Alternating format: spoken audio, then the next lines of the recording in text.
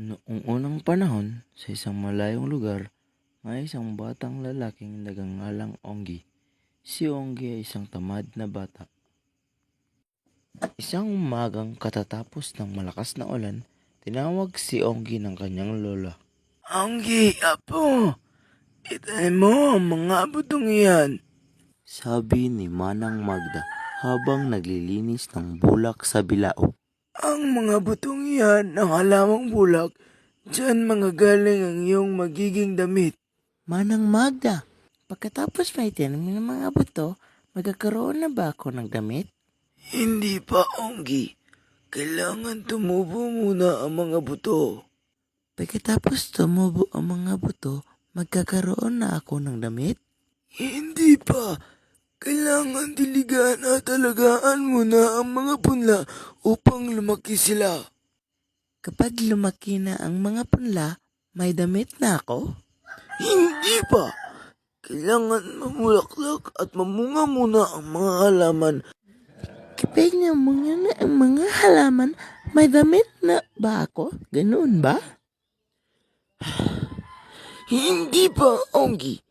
Kailangan pitasin mo na ang bulak mula sa balat. Kapag napitas na ang mga bulak sa balat, damit na? Hindi pa, Onggi. Kailangan pupukin muna ang bulak upang maging malambot at madaling hutukin. Kapag naging malambot na ang bulak, damit na?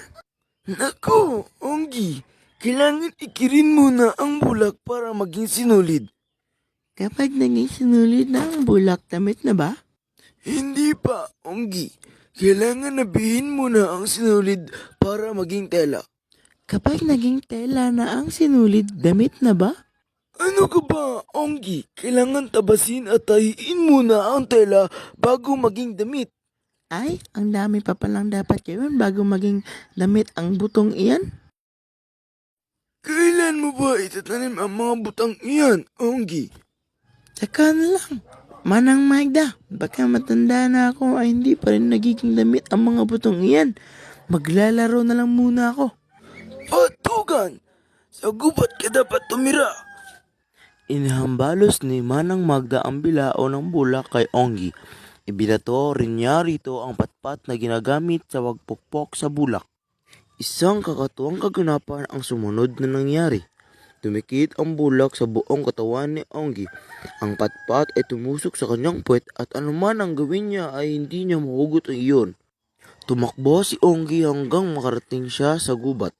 Nadapa siya kaya ang bulak na bumabalot sa kanyang katawan ay nabahira ng putik at naging itim. Umakyat sa isang puno si Onggi para hindi na siya madulas uli sa putikan. Nagpalipat-lipat siya sa mga sanga ng mga punong kahoy, hila-hila ang patpat na tila naging buntot na. Lumipas ang mga araw, mula sa kinakapitang sanga ng isang mataas na puno, ay nakita ni Onggi ang kanyang ina. Tila may hinahanap sa kasukalan ng gubat. Gustong tawagin ni Onggi ang ina, ngunit walang ibang salitang namutawi sa kanyang bibig kundi ang kanyang pangalan. Onggi, Onggi, Onggi. Nang marinig ang kakatuwang ngunit malagong na tawag ay natakot ang nanay ni Onggi at agad na nilisan ang gubat. Mula noon ay namuhay na sugubat si Onggi bilang unggoy.